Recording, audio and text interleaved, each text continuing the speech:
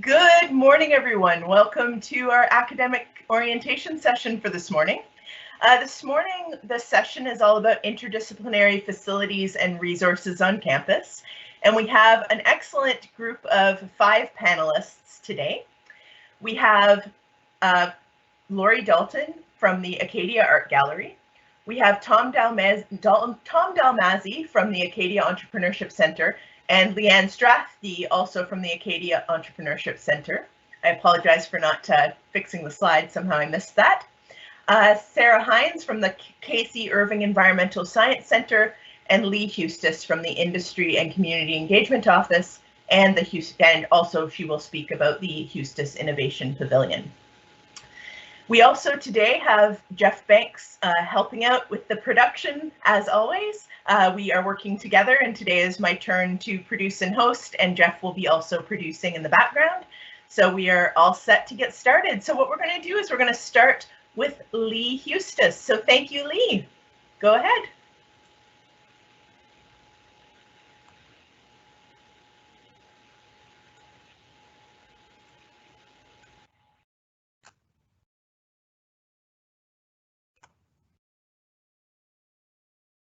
Hi, everyone. It's a pleasure to be here today. As Anna mentioned, I'm the Director of the Office of Industry and Community Engagement at Acadia, and I'm also going to be chatting about the Huestis Innovation Pavilion, one of the many resources here on campus. Today I'm going to talk about the ICE office. People refer to me as the ICE Queen quite commonly, but I'm going to share some of the core functions of the office. I'm going to touch on the Huestis Innovation Pavilion, as well as talk about some examples of student research projects here on campus.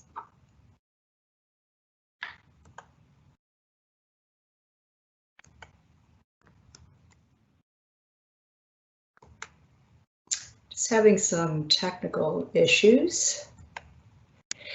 So the Industry and Community Engagement works within the Research and Grad Studies office in Horton Hall here on campus. We report to the Dean of Research and Grad Studies. And we are responsible on campus for a couple of different things. We commercialize intellectual property that faculty members and students invent while they're here on campus. We also support startup companies in our region. But most commonly, we work with companies interested in doing research at the university. So I'm going to touch on some of the commercialization activities just to whet your appetite. These pictures represent some of the very cool inventions that have come out of the university, and they range pretty dramatically. Some of the products that we've developed are actually being sold throughout the world, and hundreds of thousands in royalty revenues have come back to the university. They range from a skating simulator product that we licensed to a NHL team, software products. One of the software products that came out of our library is actually used by Oxford University in England. So pretty comprehensive. We also do a lot of work with insect pheromone products that are replacing common insecticide use.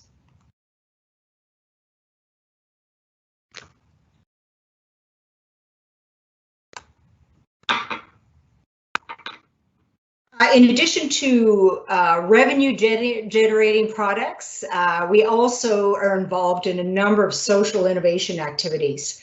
So it's not about necessarily creating revenue, it's about changing our world to make it a better place. Some examples of those kind of projects are the Acadia Smile program. We've been licensing the Smile program to other institutions throughout the world. And if you haven't volunteered for Smile, I'd encourage you to find out more about it. Every Saturday morning, hundreds of our students here on campus work with a number of different children in our community. We've also been very involved in diabetes research and talking about how exercise can combat type 2 diabetes. And the Canadian Diabetes Association has licensed some of our work, and they are distributing it throughout Canada.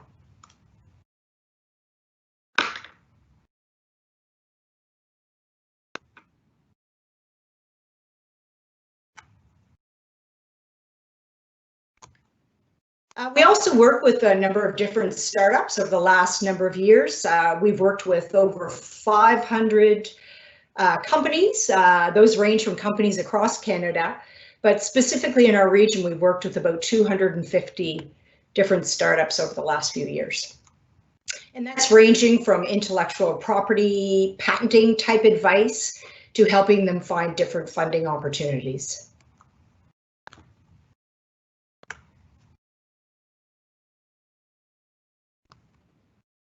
But what I'm really going to spend a lot of time talking about is the industry-related research we do here on campus.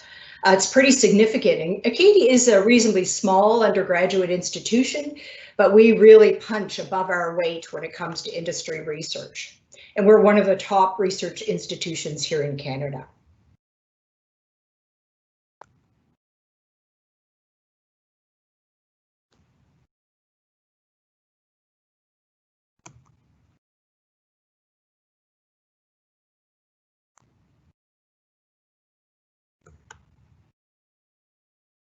So I'm having some delays. There we go.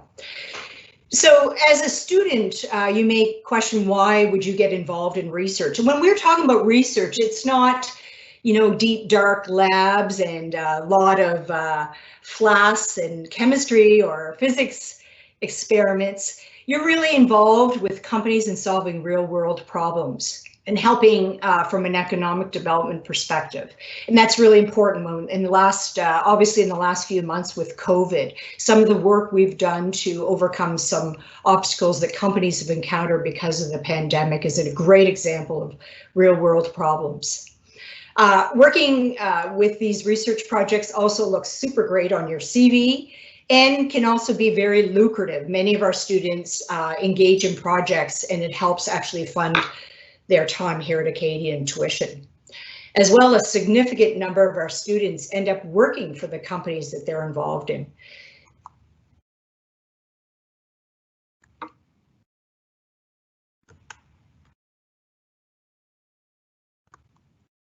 So I also wanted to talk about the Huestis Innovation Pavilion, and believe it or not, my last name is not that common, but I was not responsible for providing funding for the pavilion. But it's one research institute here on campus you really should get to know. It's located midway up University Avenue.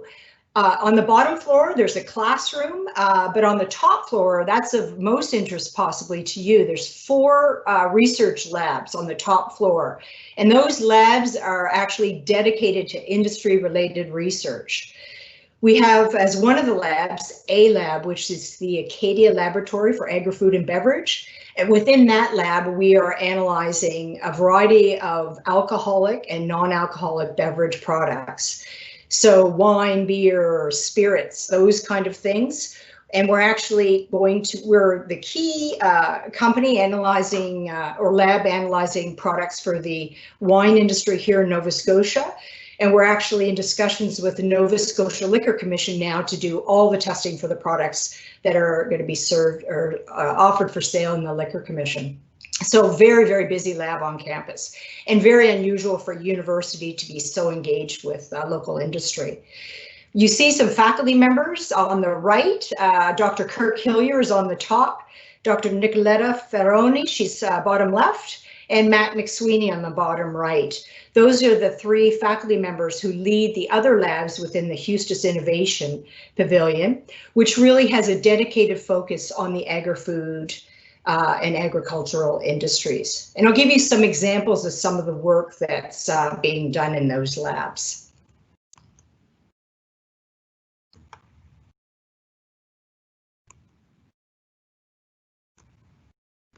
So one super example is our work with Atlantic Repellent Products. You may have heard of Atlantic's products. They've developed natural essential oil-based formulations to combat ticks. So Lisa Alley, the founder of Atlantic, in the middle, both of her sons developed Lyme disease as a result of a tick bite. So we're working very closely with Atlantic to develop these natural products to repel ticks. And that research has been very successful, and she is now selling her products nationwide. That's one of the research projects in a lab at the Huestis Innovation Pavilion.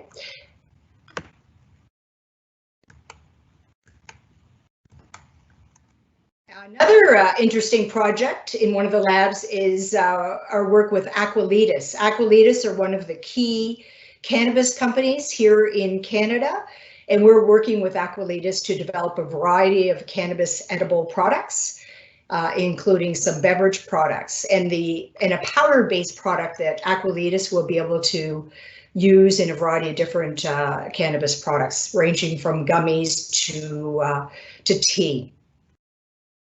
Another cool project going on in the Innovation Pavilion is a project with Heritage Memorials.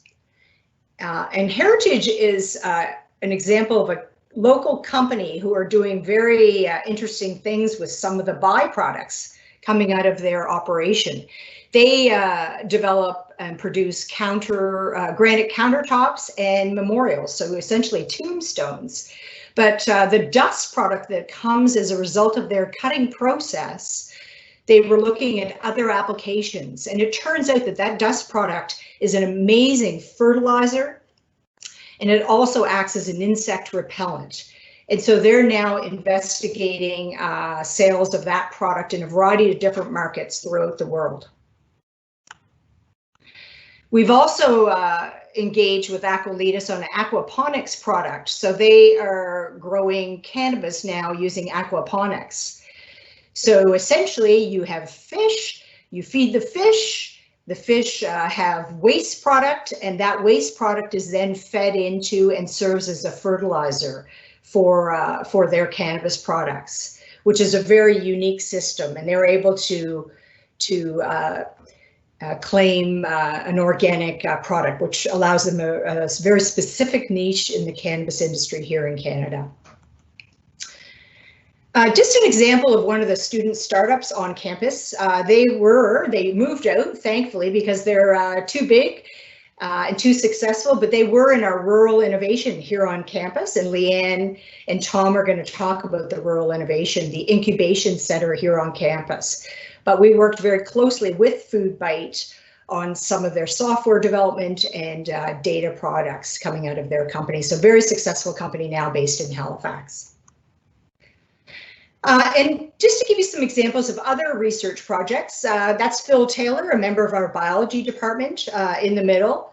Phil just secured a multi-million-dollar project working with wind farms in New Brunswick to determine the best place to install wind turbines to offset bird migratory patterns, as well as apparently bats get very close to these wind turbines at times and causes mortality in bats. So we're working very closely with wind development partners to ensure they put wind turbines in the best locations in New Brunswick.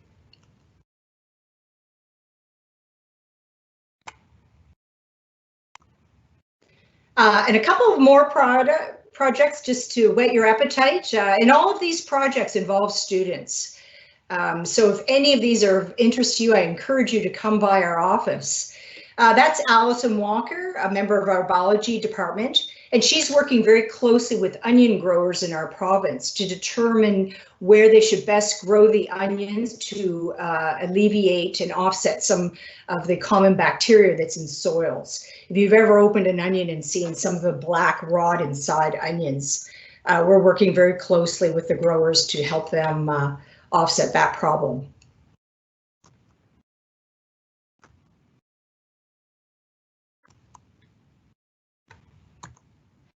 As well, working with the wine industry, you see some students there. We do sensory testing with a variety of our alcohol producers here in the province to help them make better wine and beer products.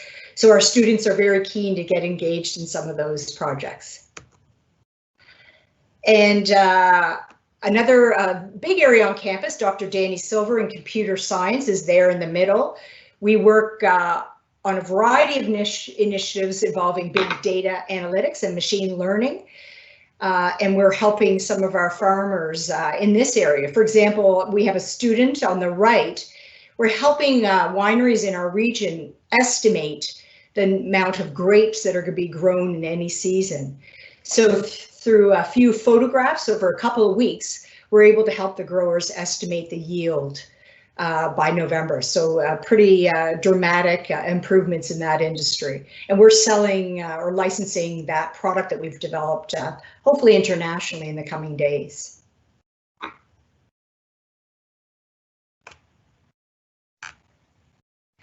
We also work with companies on an international level. Some of our students get involved with Scott Landry. He's a member of our kinesiology department in the middle, and Scott has a human motion lab where we test athletic motion and kinetic energy. And we've done a lot of work with companies, for example, Adidas, helping them test out some of their sneakers on a variety of different athletes on campus.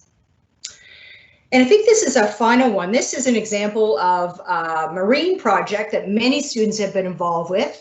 On the far right, you see sea cucumbers. So they are a product that grows on the ocean floor, but Ocean Pride is one of our fishers in our province. They wanted to ensure a sustainable industry. So working with our government and some researchers here on campus, we're doing counts of sea cucumbers on the ocean floor to determine how many there are, and certainly to determine or to help ensure they'll last into the coming decades. They're a delicacy, sea cucumbers in Asia at the moment. Really interesting animal. So just a brief overview of some of the projects that our students have been involved with, and I'd encourage you to contact us at any time if you have any questions. And I'll be certainly here this morning if you have any questions about getting involved in some of these super initiatives with industry. Thank you so much, Leigh. So we're going to go on now with Leanne Strathdee and Tom Dalmazzi from the Acadia Entrepreneurship Centre. So I'm just going to pull Leanne over here now. So Leanne, go ahead when you're ready. Thanks, Anna. Tom Dalmazzi and I are tag teaming this presentation, and he's running the tech. So I'm just asking for a little bit of understanding if we're not exactly synced on this one. But thank you, and good morning, everybody. The Acadia Entrepreneurship Centre has been on campus since 1988, and we've been helping strengthen rural Nova Scotia, helping entrepreneurs and small businesses, social enterprises, nonprofits, and government organizations through business counseling, facilitation, workshops, providing networking events, and other support for rural entrepreneurs and small businesses. We have 7 people on campus at Acadia, based between Rhodes Hall and at the top floor of Patterson Hall. And we're typically known for our entrepreneurial training, our advisory services, and we manage the innovation and incubation services through the Rural Innovation Centre. And it's great to follow Leigh because we work hand in hand to support a number of the startup companies that are situated on campus. And the opportunity for students there is, as you can see, the Patterson Hall on the top floor, the large part of the floor is dedicated to support 5 startup companies that are all working in different sectors and on different business ideas. And it's a live incubator. They hire students as co-op students or marketing students. There's a lot of opportunity there, but also the opportunity just to come see what a startup company looks like, what the day-to-day life of a startup founder is, and see how they're managing the business and look at how they're connecting to Acadia and all of the opportunities throughout Acadia, whether it's research being conducted through the Huestis Pavilion, whether it's working with scientists, social scientists, data, the Tidal Energy Institute, and we also house a NovaCore, which is a provincial venture capital funding organization that helps support these businesses. Right now we have the 5 organizations, and just as an example, the founder of My Flock was working with one of the other companies in the building, but had always had this idea in the back of his mind based on some family experience with chickens and chicken farming. So he founded this My Flock company to be able to provide support to chicken farmers on what they need to do to have successful production. Additionally, we have Calibri Software, which is a software development company. We have in the middle, the funky purple logo is Third Eye, and they're an innovation company that has designed 3D software starting with museums to be able to make museums accessible to all, so that if you couldn't travel to New York and go to the Metropolitan Museum of Art, you could do a 3D tour of the museum.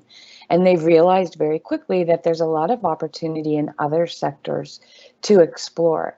So the founder came from the University of Saskatchewan, moved to Wolfville, and is bringing international people in to work on this concept, because it's not just supporting the local industry, it can grow beyond that because of the technology. Norica Consulting is also situated with us. And as a student, you have the opportunity to come in and meet the founders, learn about different industries that you may be interested in working on, or if you have ideas specific to those types of companies or industries, to get to know these founders one-on-one and see how they're doing business. Tom, I'm going to ask you to go back one slide, please. Maybe two, just to make sure I covered everything off, sorry. Okay, so also situated on the top floor of Patterson is Launchbox.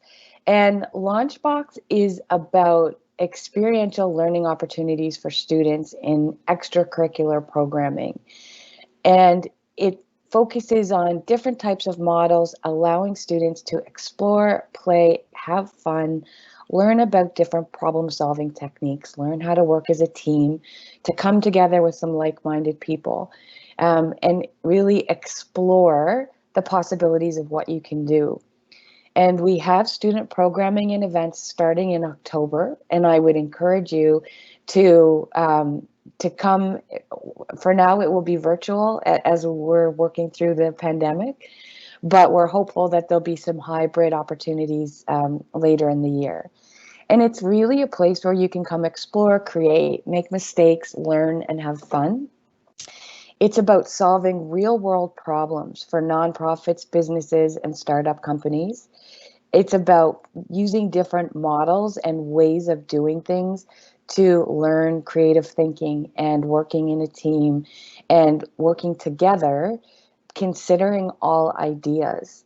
And whether you consider yourself entrepreneurial by nature, or you have an interest in one day starting your own business, there's a lot of support for you to be able to do that. If you have a business and you're looking for guidance and business support, that's provided to you for free. We offer one-on-one business counseling sessions, but it's more than that. It's about an opportunity for students to come to connect to something in different ways, particularly for social interests, social entrepreneurship and innovation. If you're community-minded and you want to leave campus a better place than when you found it, there's a ton of opportunities to connect, to solve different problems within community, and we'd love to explore some of the ideas you had. You'll see two pictures there. The first one is Hannah Chappell. Hannah's an Acadia alum. She did a LinkedIn workshop for us in February this year, and we try and draw from the experience of the Acadia alum, students, and others, just to demonstrate the spectrum of the skill sets and the talents and the direction that some of these grads have gone in. Next to her is Junior Mwaku, and Junior was a varsity athlete. He was entrepreneurial by nature, and he started a social enterprise called Save Me, Save We, which is all about breaking down the barriers to have conversations about mental health. And Junior led an event for us in January of this year, and it was the best attended event. It was student-led, student-directed, and it was an opportunity for students to come together and connect on an issue that was meaningful for all. So these are the type of events that we like to support support. The other thing key to the sandbox is it's called Lunchbox, but it's part of a connection of sandboxes, which connect all of the Nova Scotia post-secondary institutions, all of the universities, and the Nova Scotia Community College, so that you have access for free to tons of workshops. And while you may be studying sociology at Acadia, you may have a hobby or a passion for something in technology. And we can connect you to Shift Key Labs, which is the tech sandbox, or the Idea Sandbox, which is the engineering sandbox, where they're actually making and manufacturing products.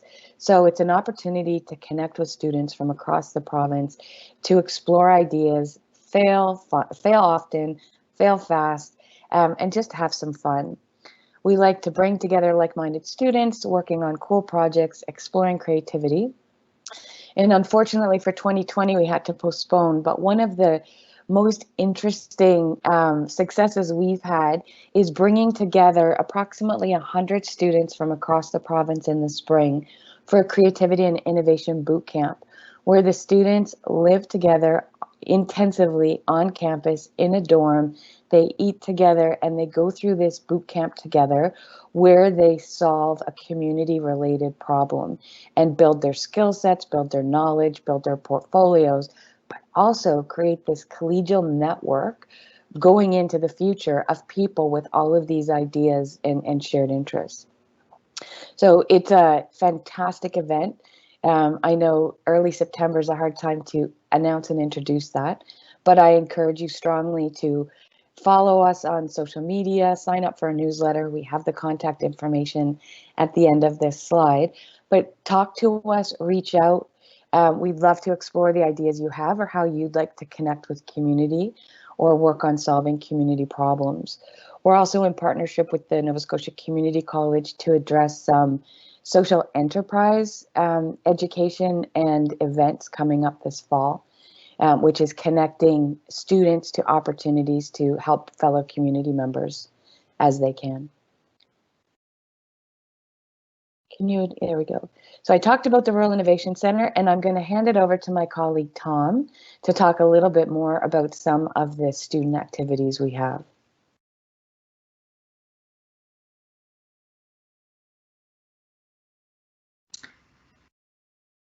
Perfect. Well, thank you so much, Leanne, and thank you for allowing me to be here, Anna and Jeff.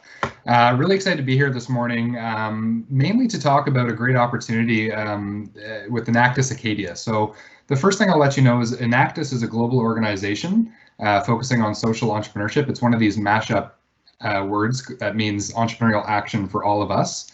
They have chapters at post-secondary institutions across the globe. We have one here at Acadia. And it's an incredible opportunity to connect with other socially minded and entrepreneurial students. Apply what you are learning in your degree to solve social challenges and jumpstart your professional networking through work with community partners, peers, faculty, and industry. Design and implement projects and support and guidance from AEC advisors. So that's part of my role at AEC, Acadia Entrepreneurship Centre, is to be a very involved advisor to the Enactus team. And basically, it's this club that applies social entrepreneurship to community issues, and then they go and compete at these regional, national, and international expositions where they are judged by people from the private sector and other faculty as well from across the country and the globe. And so we've traveled as far as Vancouver for nationals. We have regionals here in Halifax every year. The team itself is a great opportunity to get social, get connected with people that you might not otherwise interact with at Acadia. And it's like Leanne said before, it's a terrific way to leave a legacy here in the Acadia community and leave it better than how you found it. I can't stress enough, this is an opportunity that was available when I was a student. I didn't take it up. So being a faculty advisor to the team after university is the next best thing, because I do regret not being involved in this group. And so what I would like to do is share a couple more things. I think I've got the slideshow delay here as well a little bit. First off, well, we'll have more contact information at the very end. A little bit more about Enactus Acadia. So Given last year's pandemic issues, we're entering a little bit of a rebuild year because most of the events happen in March and April that are the sort of the climax of the year where you're presenting the results of your innovative projects that are solving community issues in front of a panel of esteemed judges. That never actually happened this year, only in a very basic digital form. So things were pretty anticlimactic and we lost a bit of momentum. Before that, we had some tremendous success on a regional and national scale, where we actually won our regional competition for youth empowerment via a project called Project Regenerate.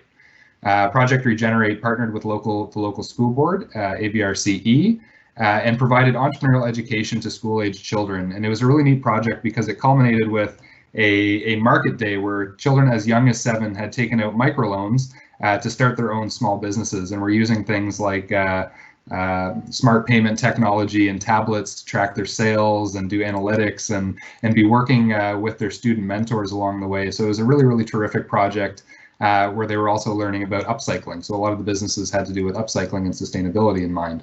So very, very cool to see that project to go live. We had a project last year called Food Sharing Acadia, where students created a network of people within the Acadia community to divert food waste and address food insecurity. So that was a new project to the mix last year. We also had Girls on Boards last year, where the students partnered with a local nonprofit to host events that used outdoor recreation like paddleboarding or snowboarding or surfing as a platform to have mental health and body image conversations with young women. So we have had dozens of projects in the past. Again, this year is a bit of a rebuild year. We are looking for those socially minded students who want to play with entrepreneurship, build soft skills, make an impact, and increase their network and expand their horizons a little bit by collaborating with students of different academic disciplines. We know that these social issues are more complex than just a community development student sitting in a vacuum trying to solve it, and that many of these problems involve chemistry or engineering or business, community development, environmental sustainability studies, all coming together to utilize the skills that they're developing in their degree to be, a greater than the sum of its parts. So it's a tremendous opportunity. I know this this link I have here, this hyperlink, won't actually show up for you. Maybe what I'll do is I'll get I'll try to get this link to Anna here to put into the chat as soon as I'm able to. But if not, I'll make sure that I maybe snap a picture of our last slide so you can get in contact with us. Another thing I'd like to speak about is that we're always looking for student capacity. We love working with students. So whether that's through the co-op program or if your program has a specific placement opportunity or practicum, over the past several years, we've hosted dozens of Acadia students in co-op positions, internships, and professional placements. It's an opportunity to really get your hands dirty in a bunch of different areas. So at any given point in time, we are working with organizations, a garden variety of organizations. So for me, I do a lot of strategic planning facilitation for not-for-profits. And what I love about it is that I'm applying a process pretty consistently, but applied to technology not-for-profits or environmental not-for-profits or anything in between. So you don't necessarily have to be a community development student or a business student to work at the Entrepreneurship Centre. We'd love to tap into your expertise, and if you think you might be interested in doing that and having an impact in your community, please do connect with us. Again, it's a fast-paced work environment. No day has been the same yet that I think that I've worked there in the last 8 years. And it's a great platform for you to build transferable skills like creativity, problem solving, and teamwork while supporting local businesses and community organizations.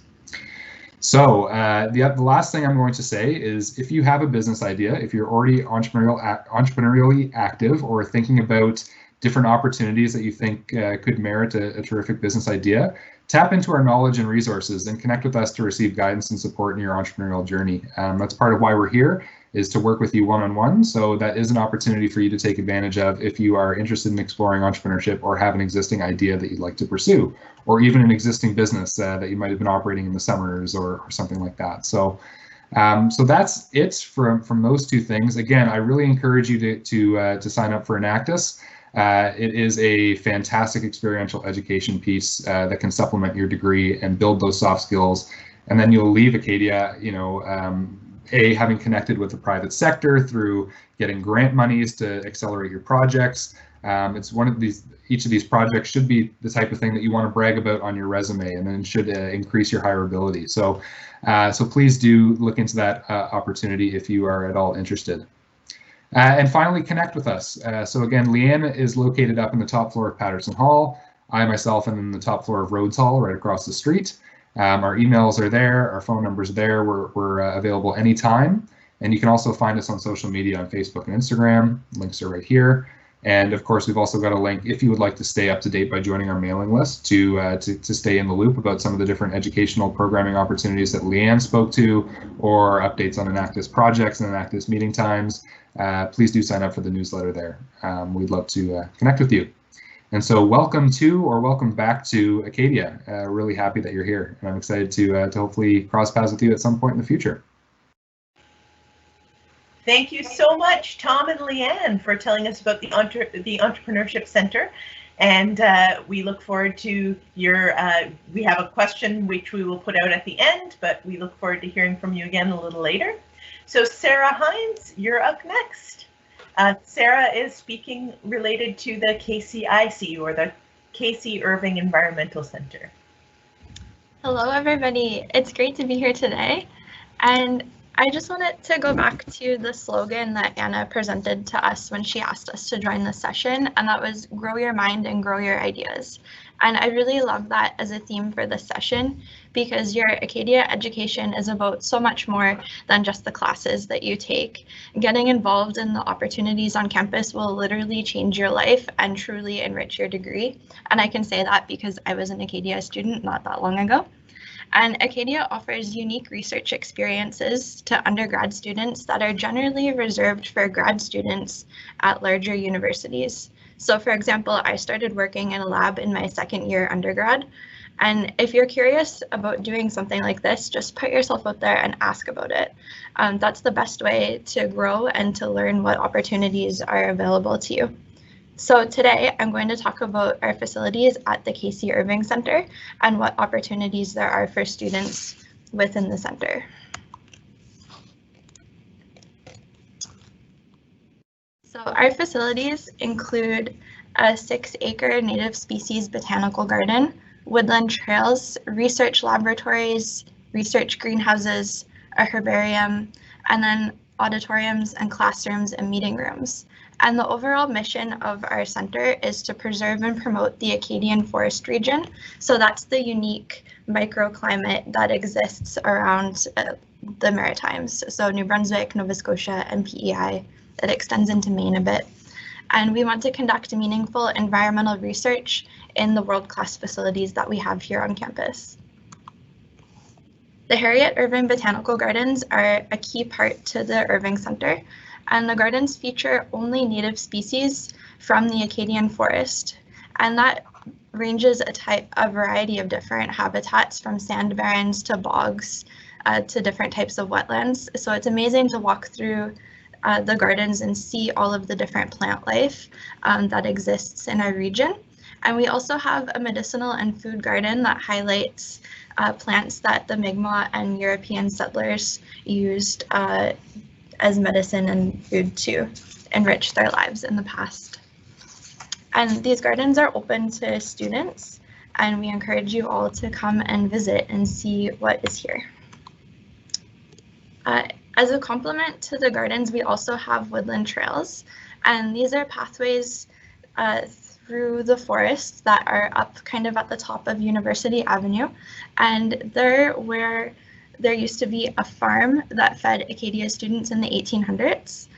And it's really interesting to compare and contrast the kind of habitats that are in the woodland trails to what you see in the Harriet Irving Gardens, because the gardens are truly an Acadian forest ecosystem. And then when you get into the woodland trails, it's a great example of really disturbed habitat because it's regenerating from farmland back into a forest. So there are lots of ways for students to get involved in the gardens and woodland trails, and the first and most important is just to visit and enjoy. The gardens will be open to students starting Monday, September 21st, and the woodland trails are open now. And in a non-pandemic world, there are typically lots of volunteer opportunities in the gardens and trails. So we're hoping to launch those again in the spring, and often those are tours through the gardens for members of the public or other students or student groups, and then also helping with educational programs as student groups from other schools in the area come to visit. And as a complement to the gardens and our commitment to environmental preservation, we have the Irving Biodiversity Collection and the E.C. Smith Herbarium. And this is the largest herbarium, which is like a collection of dried plants, fungi, and lichens in Atlantic Canada. And herbarium data is very important because it's used for conservation purposes. People started to collect plant specimens a very, very long time ago, and we have some old samples in our collection. So it's amazing to see how the composition of species and what species researchers have paid attention to have changed over the years. And it's also important that we're preserving these for future research for scientists to access around the world. And working together with the herbarium is the Tissue Culture Lab and Seed Bank. And tissue culture is a way to propagate plants under aseptic, so that means sterile conditions, for scientific study and conservation purposes. You can see the photo in the top left is of some of the growth cabinet spaces and flow benches that are in the tissue culture labs. So we grow plants there to do different types of research and to create lots of material for conservation purposes. Acadia also has a seed bank, and its goal is to preserve native herbaceous species. So, for example, like the herbarium takes dried, dead, essentially, samples, but the idea of a seed bank is that we have a living library of the diversity, and we're able to preserve that. So our focus is on particularly endangered herbaceous species that are found in the Acadian forest region.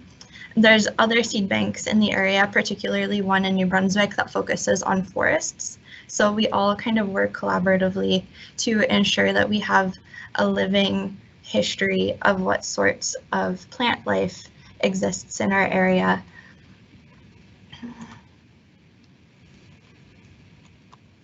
Sorry, it seems there's a bit of a delay on advancing my slides here.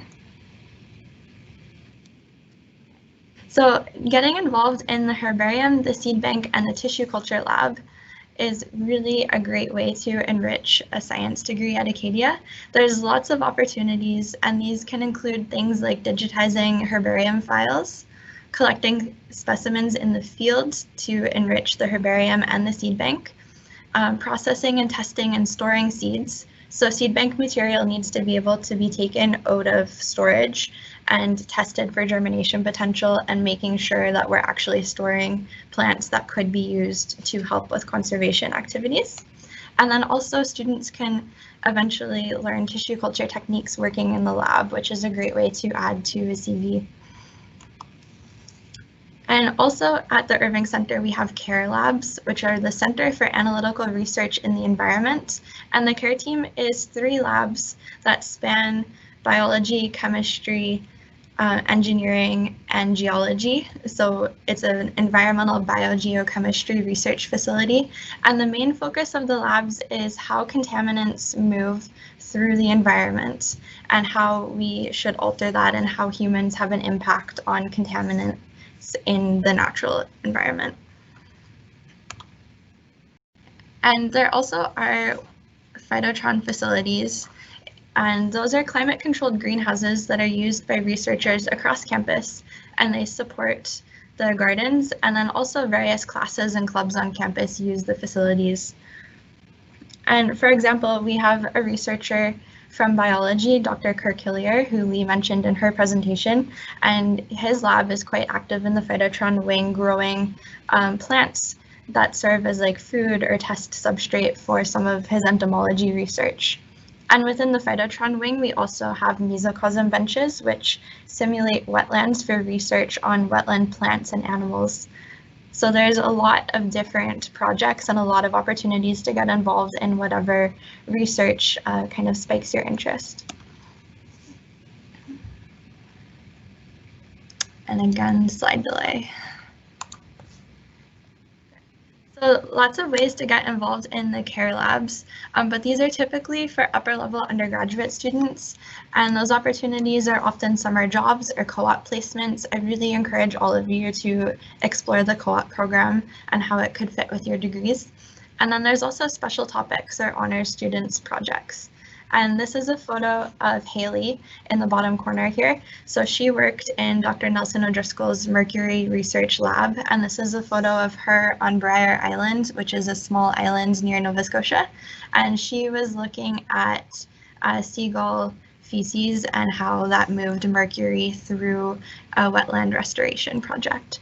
So there's lots of ways to mesh fieldwork with lab work and understanding human impacts on the environment.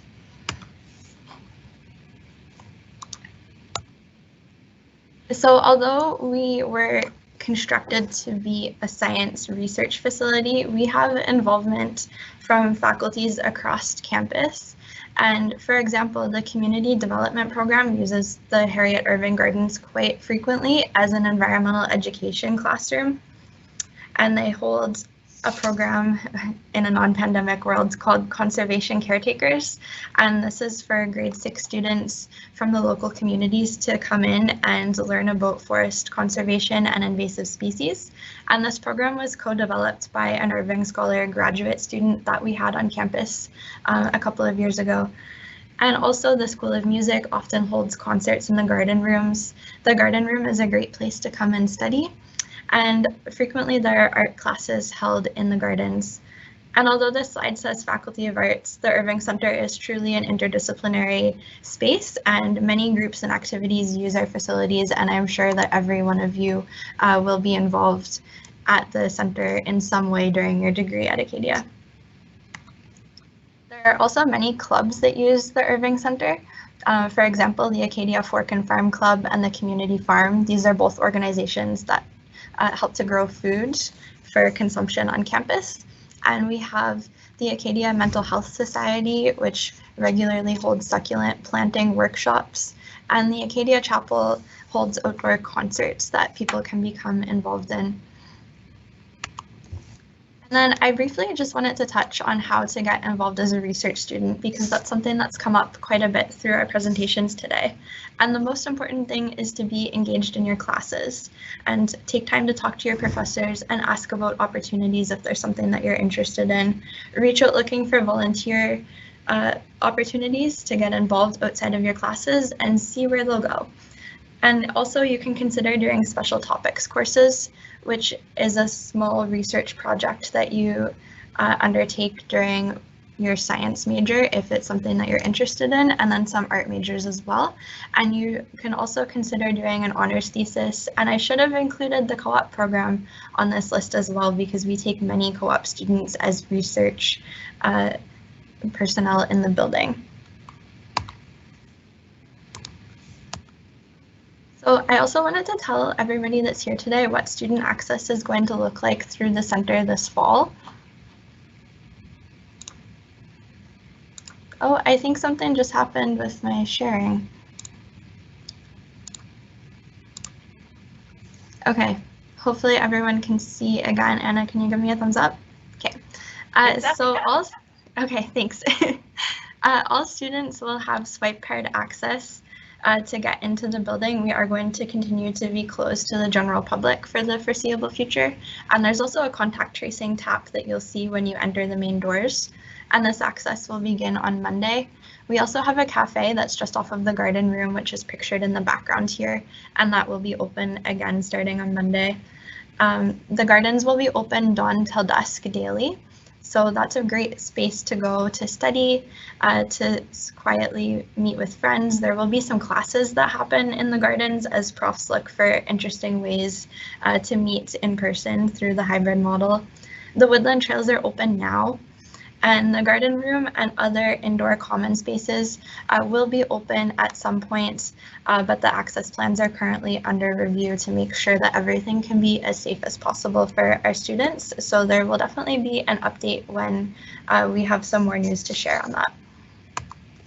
And then my final slide is just contact information. So if you're interested about learning more on anything that you heard here today, you can reach out to me as the research coordinator in the building, Melanie as the gardener, or Ellen as the herbarium manager. So thank you all for taking time to hear about the Irving Centre today and to take part in this session. Thank you so much, Sarah. Next up, we have Dr. Laurie Dalton from the Acadia Art Gallery.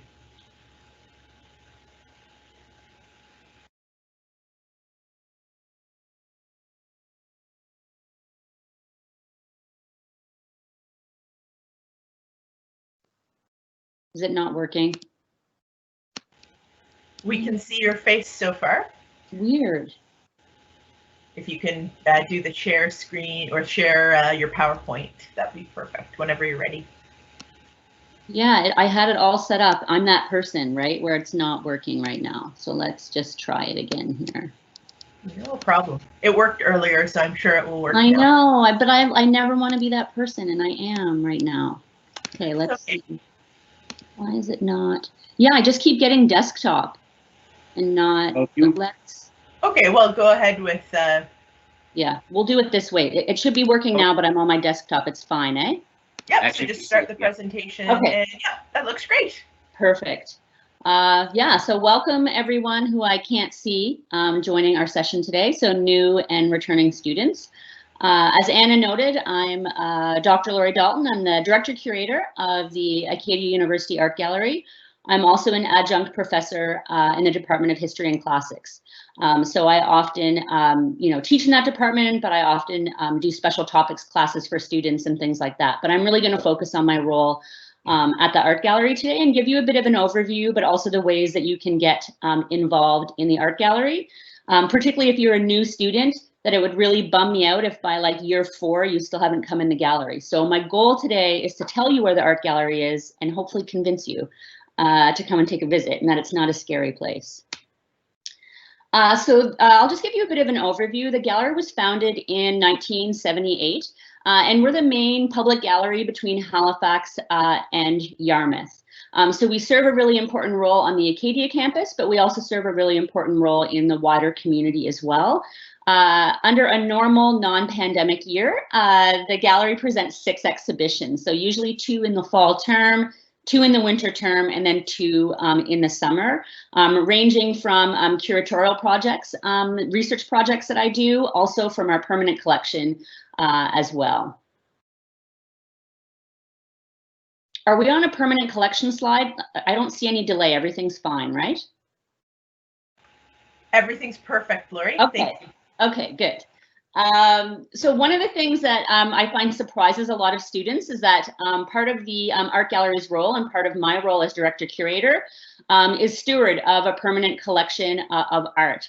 So we have a permanent collection of art at the university of over 2,000 works of art. It actually began in the 19th century with the presidential portrait. So if you're ever in U Hall and you see those portraits hanging in the hallway, on the main floor, and if you go upstairs, that's how the collection began. But when the gallery was founded in 1978, they felt that it was really important to also have a collection that could be used for research. So I often note that, in the same way that someone in science kind of, needs lab and needs access to their materials to do experiments, so the same way for a curator in an art gallery. So for us, our research materials are the art objects themselves. So our collecting strengths are works on paper, so printmaking. We're also one of the early galleries back in the late 70s to start collecting works by women. In the late 1970s, that was considered quite a rarity to actually be actively collecting works by women. Fortunately, that's not a rarity anymore, so that is exciting, happening in museums. And then we obviously also collect the work of Atlantic Canadian artists. But as you're walking through buildings on campus, you'll often see parts of our permanent collection strategically placed in public areas on campus. So our collection is made available through research projects. We often have students do research projects working in our vaults, but we also do presentations on campus through exhibitions and through public display.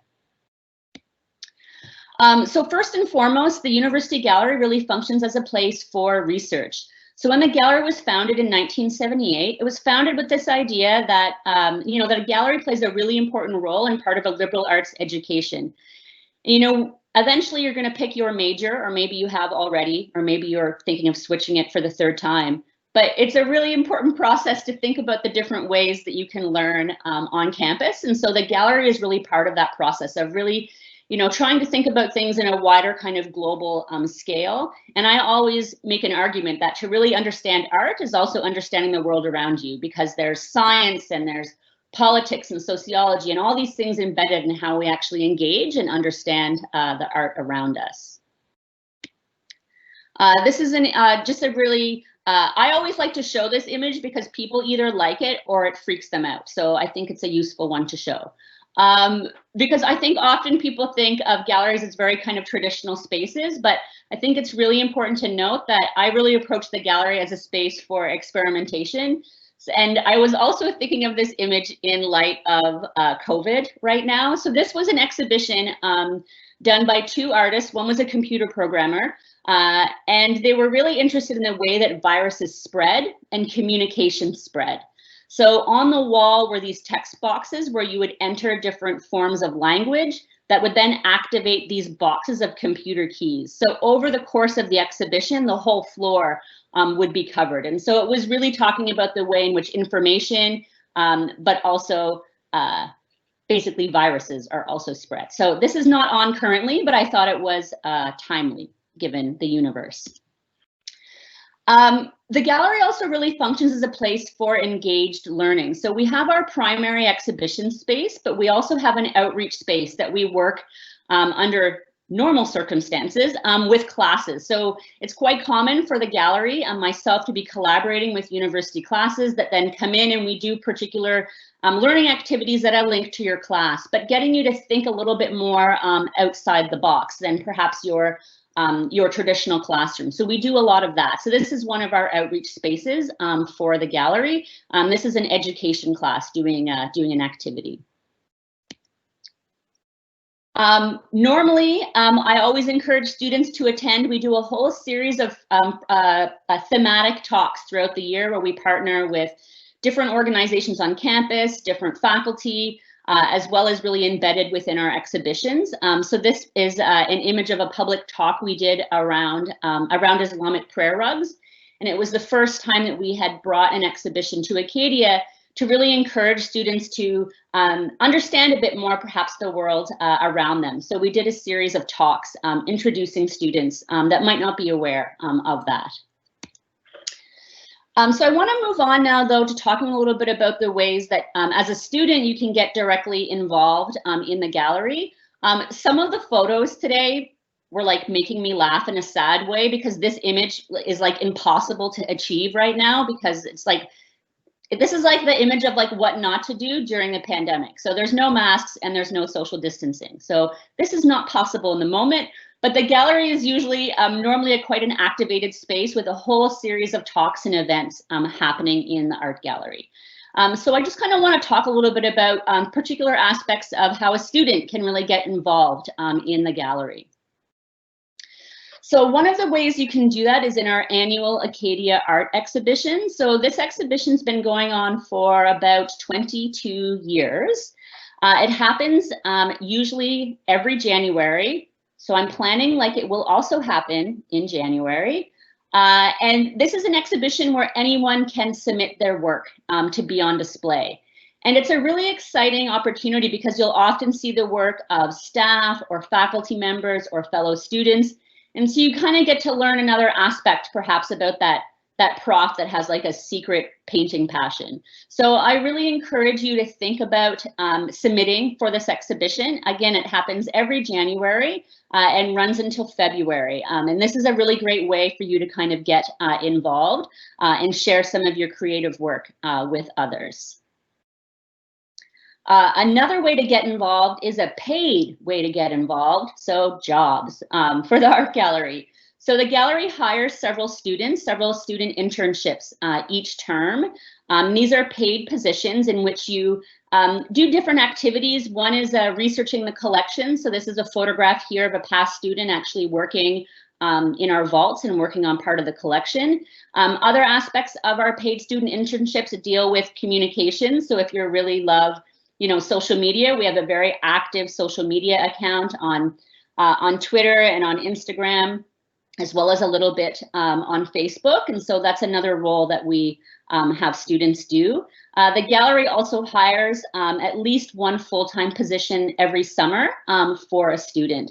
And this is a really a great opportunity for, if you're interested, not only just in research or museums or archives, but we've also had students come from computer science that have been really interested in working on the digitization of our collection, or we have had business majors that were interested in perhaps different ways of thinking about marketing or ways we could communicate about the collection. So it's not discipline specific. And so I think that's really important for me to clarify to everyone today, is that you do not need to be a history major to engage in the gallery. Our exhibitions and our programs are really cross-disciplinary.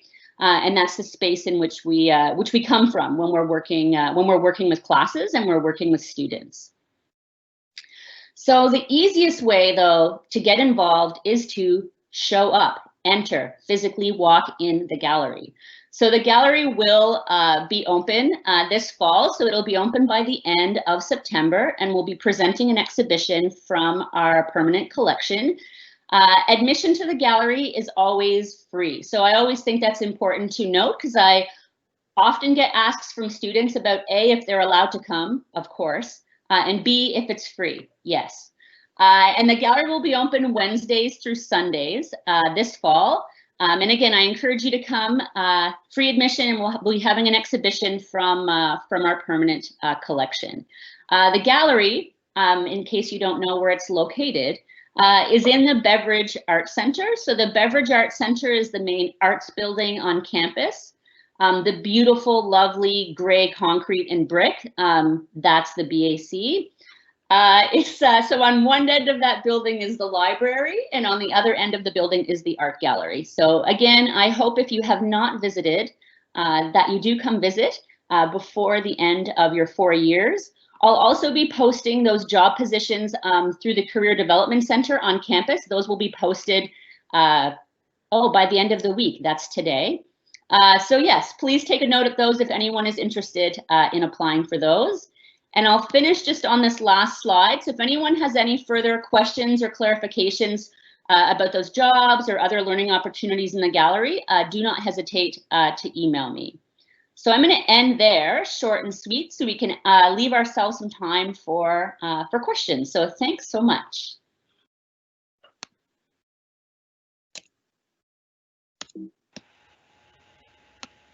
Thank you very much, Laurie. And thanks to everyone who presented today. All of our panelists really enjoyed your presentations, and I'm sure that everyone who's logged in also has enjoyed them a lot.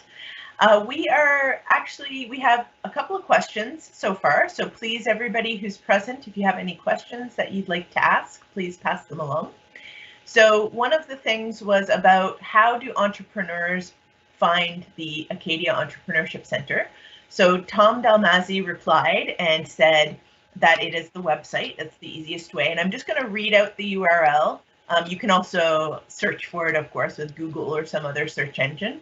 But it's www.acadiaentrepreneurshipcentre.com/contact-us. So if you do need to find it, it will be there. And generally, for those of you who are present, you can look in the Q&A area, and there's several links. There's a link for the Enactus Club intake and contact form, as well as for the general link for the Acadia Entrepreneurship Centre.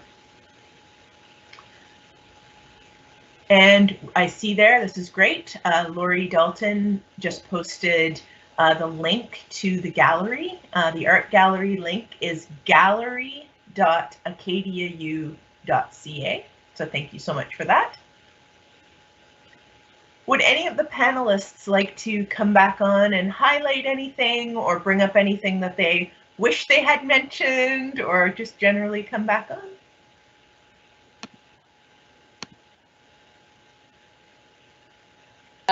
I could add something, follow up on Sarah's presentation.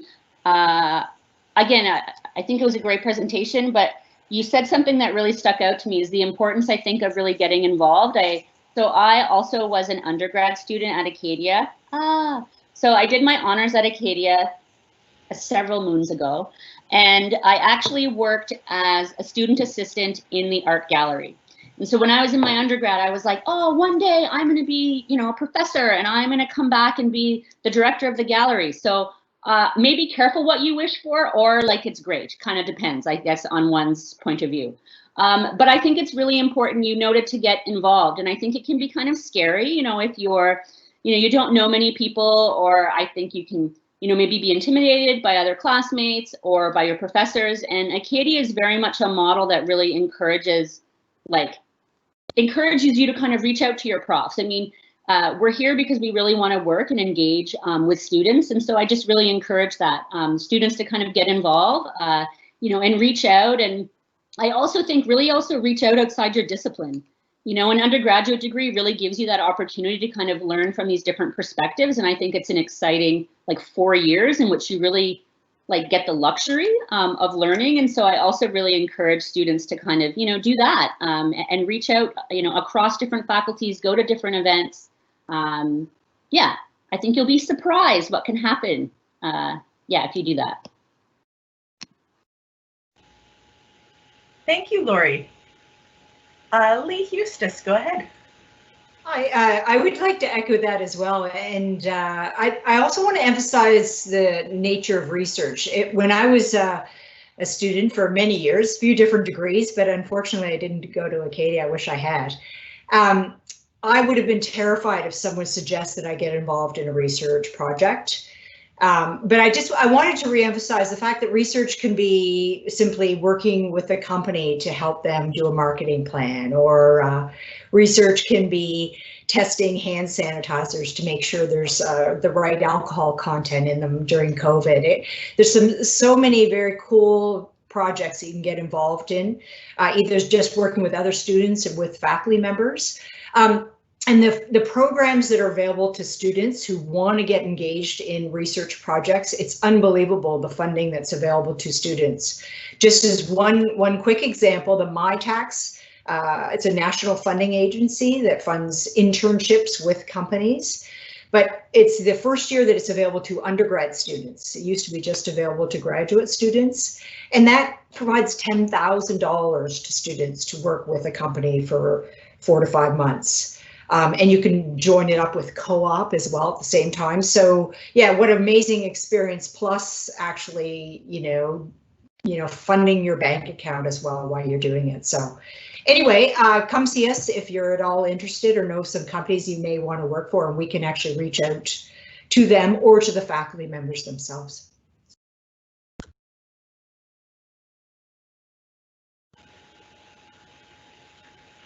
Thank you very much, Leigh. Are there any other panelists who'd like to contribute or say anything else or follow up?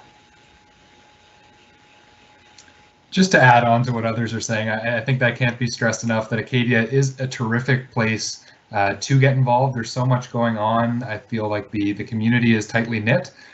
So, you think about the 6 degrees of separation theory at Acadia, it's really like 1 degree of separation. So, take advantage of that. I arrived here from Southern Ontario originally and have stayed here for 10 years after school because of the connections I was able to make during my degree, right? It almost felt like it would have been a waste of time to leave, because the network I had built here through experiential education opportunities in my program, extracurriculars, it made no sense to leave after that, because I had woven myself so tightly knit into the community and made it really difficult to leave. So, I know a lot of people have done the same thing and then have left, but have remained, very confident that their experience at Acadia and their ability to get involved has made them a more full, hireable, complete person, right, at the end of the day. So develop your soft skills, get involved, and have some fun. I'm really excited for you for the next 4 years, or maybe less if you're a 2nd or 3rd year student. But yeah, no, this is a terrific way. I think this has been a nice garden variety of different things that you can get involved in, and the possibilities are endless. So reach out. I think, you're the right audience to be hearing this message if you've already showed up for this session. So I'm really excited to hear about your stories and hope we cross paths.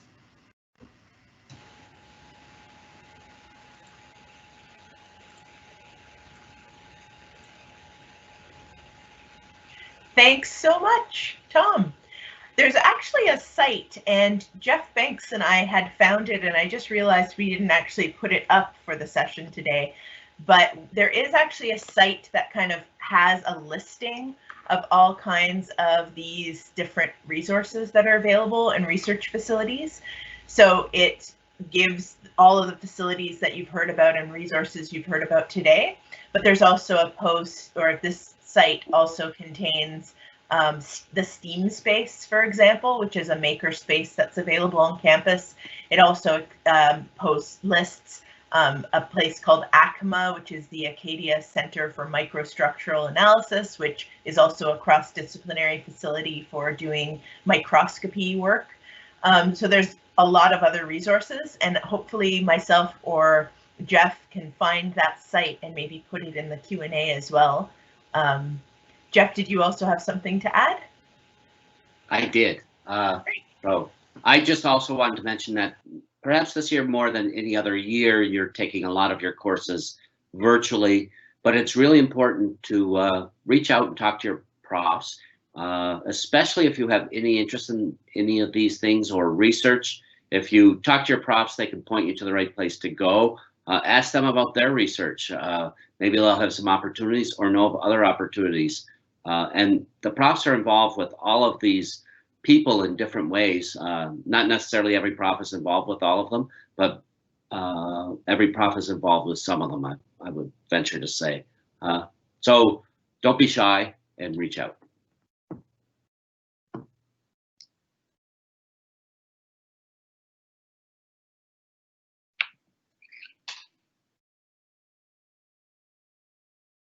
And I just put Anna in the window to finish us up. I think we both did it at the same time because I was about to do it and it was done. So thanks so much, Jeff.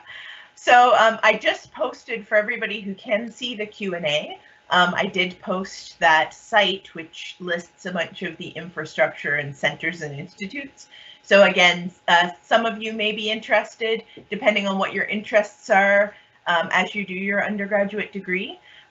You may be interested in having a look at that site to find more information. Are there any other questions from the Q&A?